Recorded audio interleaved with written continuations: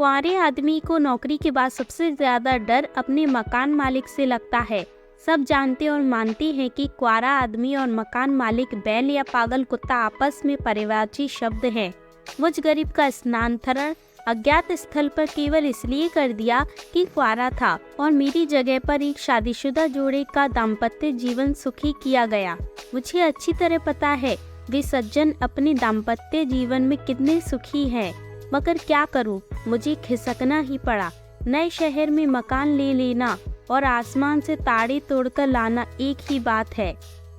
हमारे पूर्वज कितने समझदार थे कि उन्होंने ऐसे आड़े वक्त काम आने के लिए यह मुहावरा बना दिया ताकि कुंवारे आदमी के वक्त जरूरत काम आवे। मकान मालिक और किराएदार के संबंधों के बारे में अगर मैं लिखना शुरू करूं तो संभव है सैकड़ों पन्ने भर जाएं और फिर भी दास्तान अधूरी ही रह जाए। मेरा पुराना मकान मालिक बड़ा सज्जन व्यक्ति था। उसको केवल इस बात पर एतराज था कि मेरे यहाँ आने वाले मेहमान हाजत का इंतजाम अन्यत्र क्यों नहीं करते। आप विश्वास कीजिए, मैंने अपने सभी रिश्तेदारों को यह बात लिख दी और उसके बाद आज तक मेरे यहाँ कोई मेहमान आने की गुस्ताखी नहीं कर सका। नहीं तो इस महंगाई में जिंदगी जीना खामखा एक गले में फंसी रस्सी है और मेहमान भगवान बचाए। मैं बैठ गया था, वापस लाइन पर आता हूँ। कुंवारा किराएदार शहर में मकान ढूंढ रहा था। हाँ, तो ढूंढ रहा है और ढूंढता रहेगा। पहले ही रोज बस साहब मजा आ गया। एक मकान पर टू लेट की सख्ती देकर घुस गया। अंदर से एक माताजी आई। मैंने कहा, माताजी आपको मकान किराए पर देना है? वो फिर गई, मुझे 100 गालियाँ देती हुई कहने लगी, मैं आपको माताजी रखती हूँ, चले जाओ, गेट आउट। उसके पूर्व की मैं अपनी गलती के लिए क्षमा मांग पाता। उन्होंने भड़ास से दरवाजा बंद कर दिया। साथ ही मेरी किस्मत के दरवाजे पर भी शटर गिर गया। मैंने एक और दरवाजा खटखटाया। वहाँ से एक प्रौढ़ बाहर आई। मैंने कहा, भाप जी आप मकान दिखाइएगा। वे बोले, मकान देखने से पहले आप यह बताइए कि आप शादीशुदा हैं।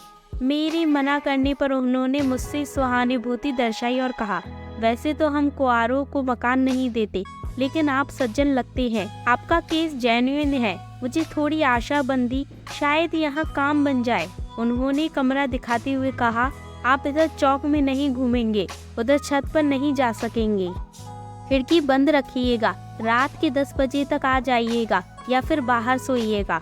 फिर उन्होंने पूछा, आप करती क्या हैं? जी पढ़ता हूँ और लिखता हूँ। क्या आप कवि हैं? मैं समझ गया। अब शामत आई। मैंने कहा, जी नहीं, केवल पत्रकारिता करता हूँ। वे थोड़े आश्वस्त हुए, मगर अभी उनके चेहरे पर शक की छाया थी। मैंने शक दूर करने के लिए उन्हें सिगरेट पेश की। मुफ्त की सिगरेट ने अपना कमाल दिखाया। वे बोल उठे, आप लेखक हैं और कुंवारे हैं, अतः आपको 6 माह का किराया अग्रिम देना होगा। मैं किराया देने के लिए तैयार होने लगा, मगर त्रिशंकु की तरह आसमान में ही लटक गया, क्योंकि मकान मालकिन आवाज सुनकर बाहर आई और हमारे फटे में टांग अड़ाने लगी। हमें अपना मकान किसी घर गृहस्थी वाले को देना है। मेरी अनुनय विनय से वह कुछ पिघली, आपके पास ज्यादा सामान तो नहीं है?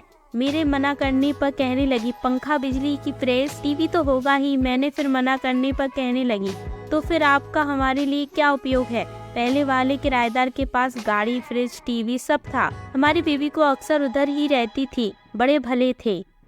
अब मुझे शर्म आने लगी थी। मैं इनके व इनकी बेबी के क्या काम आ सकता हूँ, मैं सोचने लगा। अचानक मुझे याद आया, आपकी बेबी तो पढ़ती होगी। हाँ, 3 साल से बीए में पढ़ रही है, बड़ी इंटेलिजेंट है, मगर पता नहीं कैसे हर बार 1-2 नंबर से रह जाती है।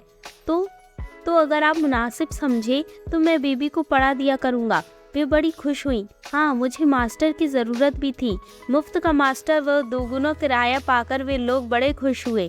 जंगल की आग की तरह यह खबर कॉलोनी में फैल गई कि एक कुंवारे आदमी को बाबा जी ने किराएदार का दर्जा दे दिया है। किसी ने सच ही कहा है, जब सियार की मौत आती है तो वह गांव की ओर भागता है, और किसी कुंवारी की मौत आती है तो वह किसी महानगर की कॉलोनी में मकान लेता है। एक तो लेखक और दूसरे कुंवारा, यानी करेला और नीम चढ़ा। जिधर से भी मैं निकलता, खटाखट खिड़कियां बंद हो जाती, आई होल से नयन बाण मेरे और फेंके जाते।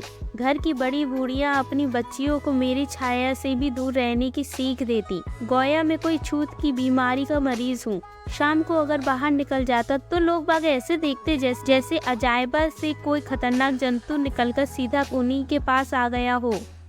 मोहल्ले के शौहदे और जवान लड़कियां धीरे धीरे मुझे देखकर व्यंग्य मुस्कान फेंकने लगी।